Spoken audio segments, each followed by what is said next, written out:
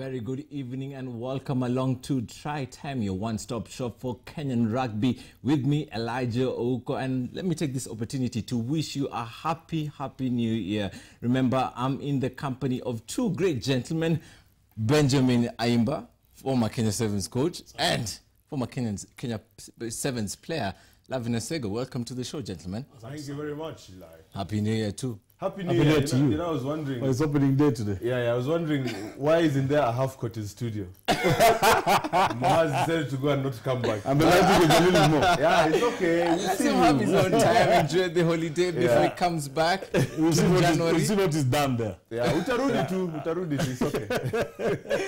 Or remember, you can also reach out to us on social media using the hashtag TryTime, and you can find us on social media at Bamba Sports on Facebook, Twitter, and Instagram. So talk to us. Let us know what you were thinking and your opinions to the show and what we have to discuss tonight. Well, first of all, let's start with a recap of what happened in the last match day of Kenya Cup.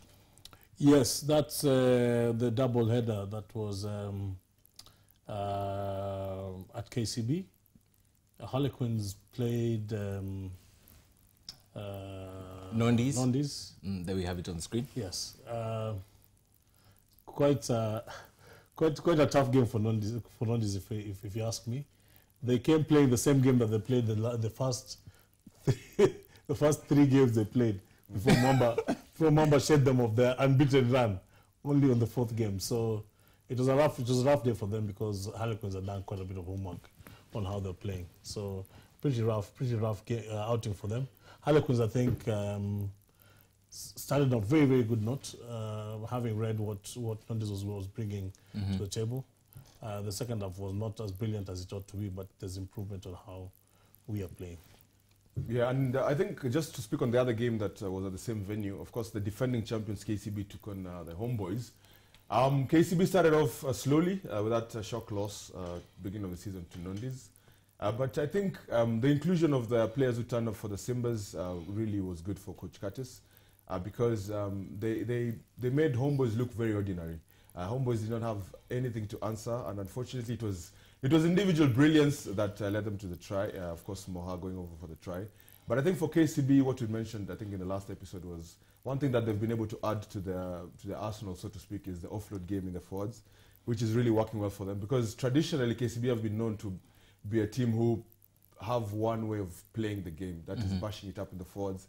But now it's very well balanced. The forwards are moving the ball in contact, which is not reckless passing in contact, but it's very strategic, very intentional. And they have their backs firing. So I think for them, they're still the team to beat. I know we still haven't seen Cabras in action. The Man City of the league. Yes, the Man City of the league, the Sugar Daddies, as they call them. But I think for KCB, are still the team to beat. They started off slowly, which I think was good because it was a wake-up call for them. And like you saw, Coach Curtis talked, he's very, very hard on his players because he knows the quality that they have. And if you're to go for a three-peat, meaning you win the league 3 times, you really have to be on the top of your game. And Mwamba RFC beating the newbies Menengai Oilers. You guys were quite nice. Lavin's team did quite well there. And Menengai now are realizing what sort of league they're playing. After the shock win against Harlequins, it's not been very easy for them. But you can see the effort they have got. Like that margin is not that much. It's 12 points in between. So one converted, 2 tries and 1 converted. That is a pretty decent show from them. We'll see a lot more of what they can do as the season wears down. So this is a team that we need to really, really watch for those who haven't played them yet. All right. What about Blackbird and Strathmore Leaguers? Shocking result, maybe?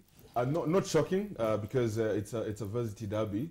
The reason I say it's not shocking is because going into this game, Leos were yet to win a game.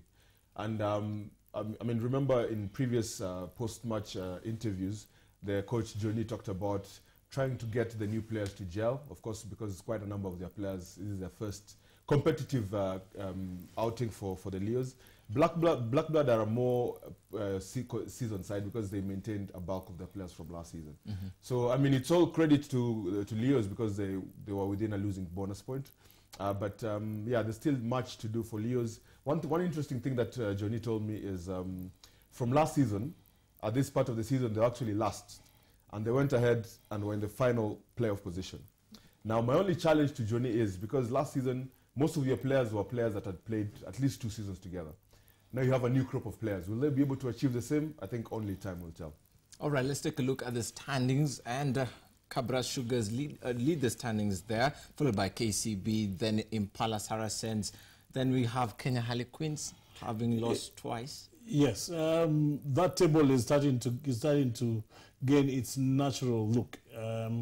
We had initially spoken about it before the close of the first half of the season, and other than actually everybody's up there. Everybody that needs to be up there is already up there.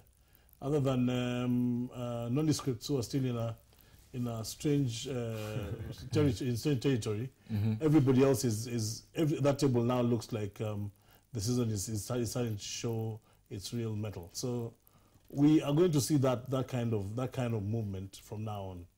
Homeboys are really struggling, but I'm sure they'll climb up. Mwamba have started playing well.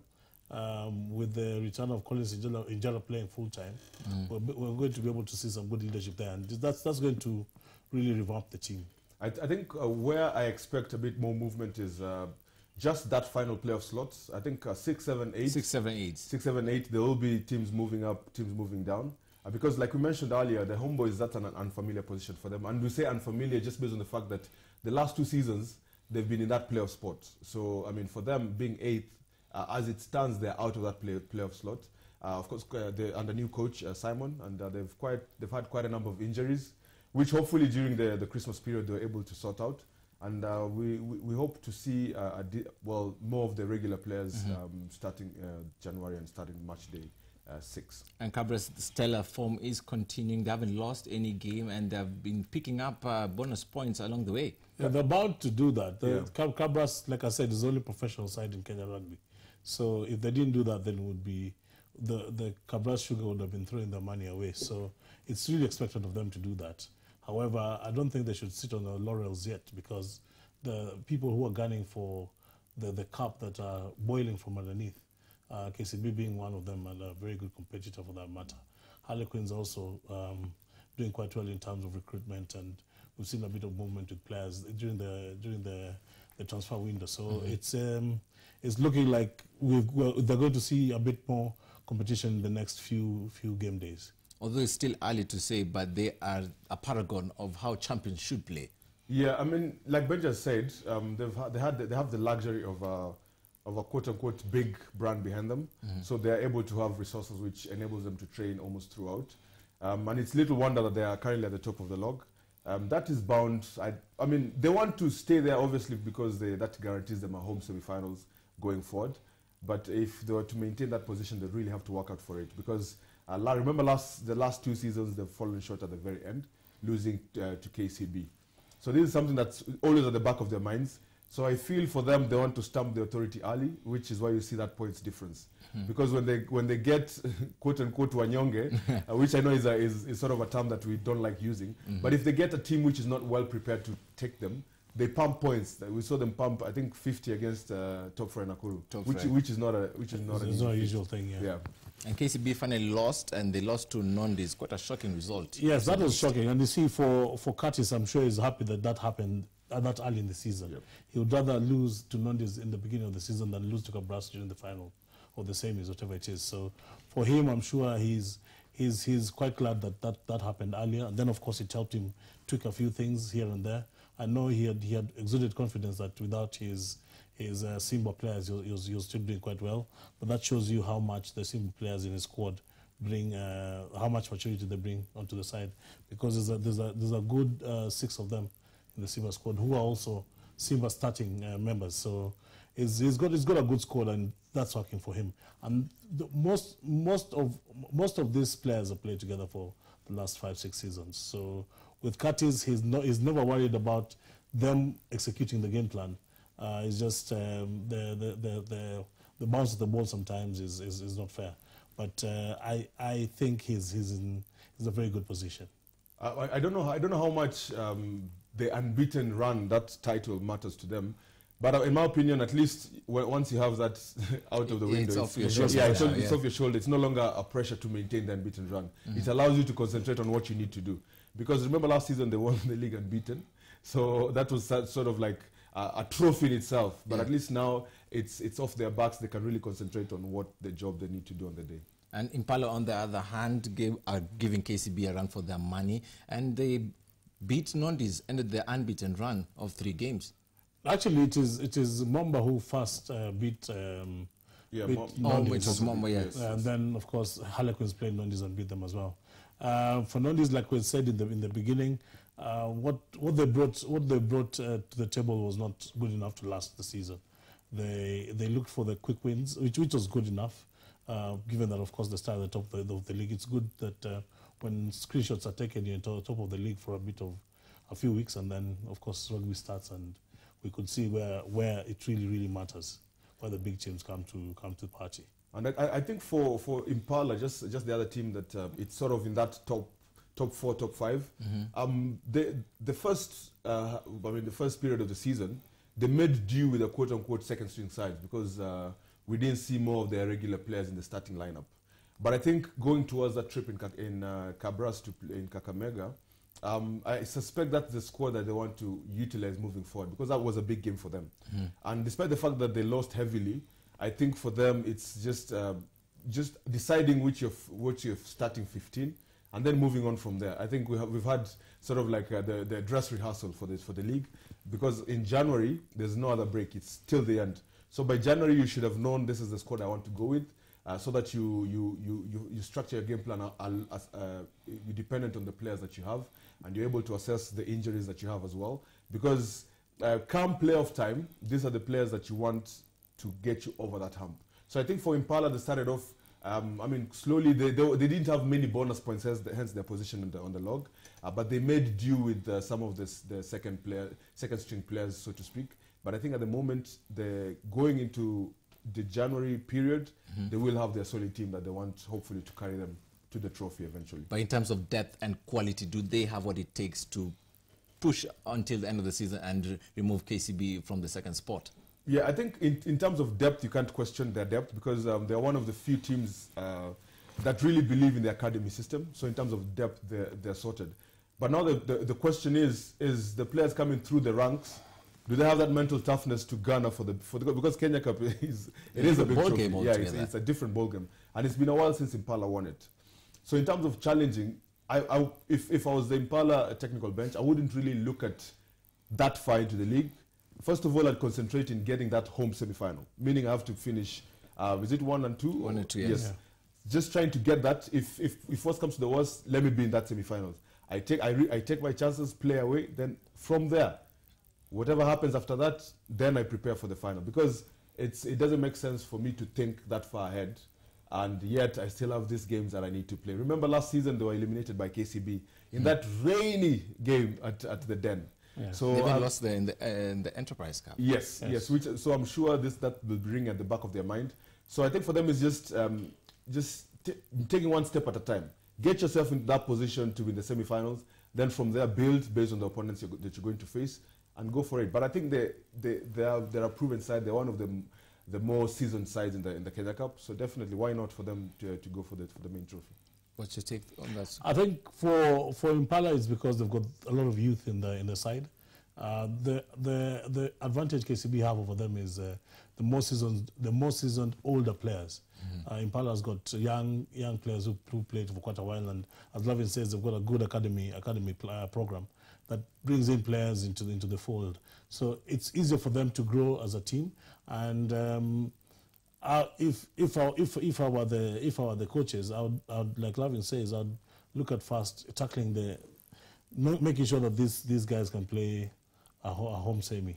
So it's going to be difficult with KCB and Cabras Lodge at the top, and of course Harlequins hot on their heels. But it is something to give it a go. So at the very worst, look to finish top 4 and see what goes on from there. But it's going to be difficult against more seasoned sides like KCB and a professional side like Cabras. Harlequins with the new technical bench, 3 wins out of 5 with 2 losses. What can you say about them? I think for Queens, one thing that's impressed me when I was first time I watched them play this season was against Mwamba. And I always say I mean, I've been in the game for a while, and I always say if I'm not able to name like half of the starting lineup, and they're the starting side of a big team, means the team has incorporated new players into the system. Because, you know, Kitambo, I used to close my eyes, I could name the first 15 for Kenya Harlequins. But now we have new players coming in who are doing the business. I know those are they slackened off against KCB, but there's a good mix of the more seasoned players like Patrice, there's David Ambunya, and then they've mixed it up with, of course, the acquisition of players like Matu Anjia, who are youngsters who are coming up the ranks. And obviously the inclusion of William Reeves, who's stand up for the Simbas, should be something good for them. So I think for them, one thing that they've been able to do so far with the new management, I mean, we call it new, but Kado basically came back home. Yeah. So he's not a stranger to the system. He's not a stranger to the players. And I feel that with the inclusion of Kado and of course Benja, the players have bought into the system and they want to play for the management. So for them, I think they're in a good position. They're still in that top 5 position. So they're getting better day by day, match by match. So I really think that, and I'm not just saying that because Benji is here. But I really think that they'll be gunning for it this season.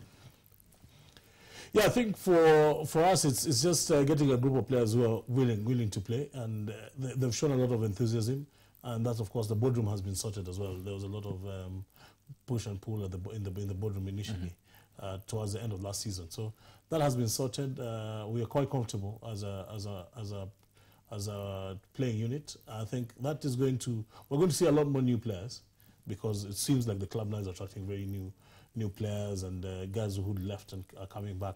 So it's going to be an interesting season. Giving guys a chance has been my mantra, myself and Kanduvilis. So you're going to see a lot more guys being given a chance, and even the senior guys don't have time to slacken. They know very well that if they slacken, then the younger guys will take precedence. Talking of new players, the transfer window was open during the festive season, and one notable name is Scott Oluoch, who has come to Queens. Yes, Scott came along to Queens because they're halfway through the season as well, and he's looking to relocate to Kenya, knowing he's Kenyan. Of course, he's played for the Cranes, but he's Kenyan. So he's looking to. He was a Mama player actually before he left. So we're looking at Scott coming in and giving us a bit of an oomph, given he's a seasoned player and he's quite a unit by himself.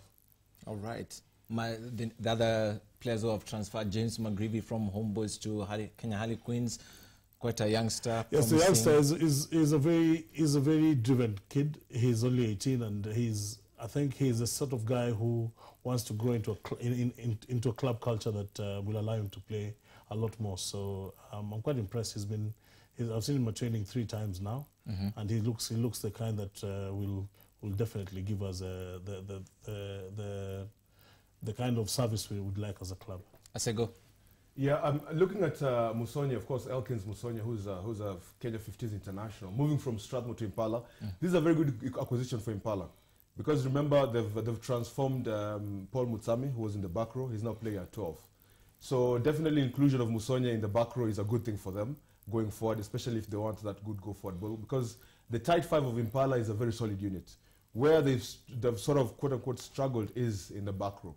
And if you want to challenge against teams like KCB and Cabras, who have big ball carriers, you need a very solid back row. So for them, the acquisition of Elkins Musonia from Strathmore I think it's very good for them. I know he's there on loan, but I think definitely Impala that's one player that they want to keep going forward, because he also has the experience of playing for the Simbas in the repechage. All right, let's shift our focus and now focus on the games which are going to be played on Saturday at RFEA grounds. The Kenya Cup is starting this Saturday, and Harlequins will be taking on Nakuru Top Fry as Impala Saracens take on the Nondis at Ngongro Derby there. Yes, that's quite an interesting fixture. Nakuru are wounded, and they've just been trying to rise, and I think we are not going to take it very easy against them. I think it's a kind of game that we want to start the season well with. So I see them struggling against us at the RFUA. Impala versus Nondis is going to be another cracker because Nondi's having lost 2 games in the trot, and Impala being in the form they are in now, would want to give them to be the third people to beat them. So, well, we're looking at a good weekend of TV games this weekend. I'm just looking at if I look at the Kenya Harlequins and Nakuru game. Remember, it's sort of a repeat of the plate in the Floodies. They just concluded the Floodless tournament where Kenya Harlequins won. Now for the Impala game versus Nondis, remember there's also something bigger in this particular fixture throughout the years, because remember also it's a celebration of Chums. Yes. So they have the Chums Cup, player who passed on, who played both for the Saracens and for Nondis. So for them it's sort of like a celebration, but it's also a very fierce rivalry. So it might look an easy game on paper, but it's not. It's definitely a game that's worth prime time on television. All right, let me have your predictions for the Kenya Harlequins versus Nakuru game. Calling Queens because Nakuru... not because Benji's here? No. Just looking at it. Queens they're solid at the moment, and Nakuru are traveling away from home. They seem sometimes a bit shaky on the road, so I'm calling a Queens win. All right. What about the Impala Saracens versus it will be a tight one. I might come down to within a try or a 1-point game, but I'm calling Impala Saracens. Okay. Yeah, that one, I'm calling Queens and Impala in that order as well. Yes, and then KCB will take it against Machine, and Cabras will beat the Oilers, and Homeboys. Wow, there's Homeboys Black Blood. That's a cracker as well. That's a cracker as well. Yeah, that is going to be a tricky one because Homeboys seem to be struggling with the injuries, and even if they got it sorted during Christmas, I don't think the guys are in good form good enough form to compete on the weekend. So that's going to be a cracker. But I still give it to Homeboys. The last one is Strathmore versus Mwamba. Yeah. My goodness. I'll give it to Mwamba. Strathmore in trouble though. Yeah. Johnny is originally a Mwamba chap. So. Johnny told me this game will be the first win for the Leos. So clearly he's not missing his words. But like Ben just said, I think the Homeboys Black Blood will be a very tough game. But I think in Jamhuri ground, I'm calling Homeboys on this one. Yes. Cabras against the Oilers, it's the professional side versus the new kids on the block. So that's a win for Cabras. Same for KCB against Me Machine. And no need to ask me who is going to win between Obviously. Yeah. How it goes. Yes. All right, now let's talk about the Kenya Sevens. They're going for the Hamilton and the Sydney Sevens legs. And over the December holidays, they were training, and they acquired the SNC coach, Mike Shamia. What do you take on that? What's your take on that? I think, honestly, spreading Shamia across the board is spreading him too thin. Because then where does he get committed? Does he do 15s? Does he do KCB? Or does he do Kenya Sevens? Because Kenya Sevens has no money to start with. He's not been paid his 15s dues. And KCB is his professional gig. So I find it difficult for a guy like that to be driven, to dedicate all his time. But again, he's a Kenyan and he's raised his hand when there's no one to do the job. Let's hope he'll get along very well. But it's not a rosy affair there. It's not. I think, like Ben just said, looking at it from a professional point of view, if you're an S&C coach, essentially, you should have full knowledge of all the players that you have and their levels of fitness, what they need to work on, what they need to improve on, their strengths, their weaknesses, and their history as well. Because things about injury affect how you develop your program. Now, Shamia coming from the repechage in the 15s, he's also working with KCB, trying to get them that Kenya Cup win. He's also working with the Shujaa with the sevens. Now for the sevens, you have new kids coming in. So I think, in as much as he's a good coach, that's why I believe he's still with the defending champions KCB. He has so much on his plate that he might compromise one or two, which. Now the big question is which one? Which one? Yeah, which one? Which no one can answer. I think it's hopefully not the Kenya Sevens. I think it is Kenya Sevens. But hopefully not the Kenya Sevens. We need to start picking up points. Yeah, that is.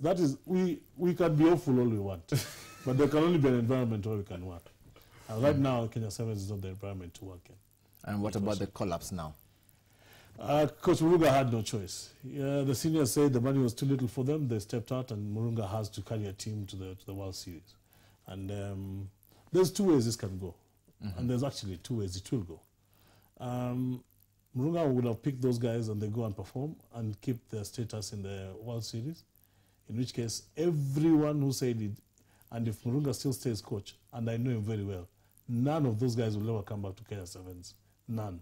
And if they think they're playing cat and mouse, that when there'll be money they can renegotiate, he's not going to renegotiate because he'll work with the guys who believed in his plan. And I know it's a pay cut. I know guys were aggrieved that the money was reduced, but they know there's no sponsors. So if there's anybody out there who hasn't signed a contract by now and expecting that money will come and they negotiate, they are going to eat dust because Murunga is not going to allow anybody back in. Lavin, you're a player. I mean, right now you're playing for your family. You have bills to pay. Yes. Do you take the contract? Do you not take the contract? You see, when it comes to a contract, and this is why, like when you see several, media houses and several reporters saying that players are on strike, they've boycotted, they go slow. I mean, you see, if you look at it as a hobby, then you're justified to have such sensational headlines. Yes. But if you look at it as a profession, if I come to you with a contract and you're not in agreement with the terms of the contract, it's within your right to refuse that contract. Yes. So you cannot go on strike and you're not employed. You're not employed. It doesn't make sense. Yeah. And I believe what happened in this case is, fine, there was a sponsor before. The sponsor gave notice about them pulling up away from certain spots. A while back. Yeah, a while back. There was advance notice. I think maybe we thought they were bluffing, but they gave notice a while back because of whatever happened. So from there up until now, we will know what happened with Brand Kenya, which is another story on its own. Another story on its own. But from then on, you've not been able to secure a sponsor for this brand that is Kenya 7. A brand that at one point was the pride of the nation, being sponsored by the national carrier. Just to show you that this is a brand. You've not been able to secure sponsorship. Fine, whatever happens, I don't know what happens. I don't know the ins and outs of securing sponsorship. But no, it is easy. It is somebody's job. Like when you miss kicks in the field, yes, you get the whole country asking why is Lavin missing those kicks. Yes. So why is somebody who sat in the office, whose work is to specifically look for that sponsorship, not finding it and him being let go? He's got to pay. Look at this from this perspective. You have a player who's been called to the national team. The player goes, looks at the contract and says, I have a better contract with my club. Your club has a better setup than the national team. You've been given a contract by your club. They have the right to tell you, don't go to play for the Sevens. Why? If you look at the contract, you've been given A, B, C by your club. Yes. The national team, they're giving you A. I mean, it's a no-brainer. And A, that is not even guaranteed. Because yes, it's not guaranteed. As they speak, they don't have, yes. Can come 2-3 months later. No, the truth is, even Bidcorp sponsorship is expired. So we literally have no one. I don't know how we are surviving. I look at it because there's someone who asked me, like, these people who ask me questions, how come we're not winning trophies? I give them this analogy.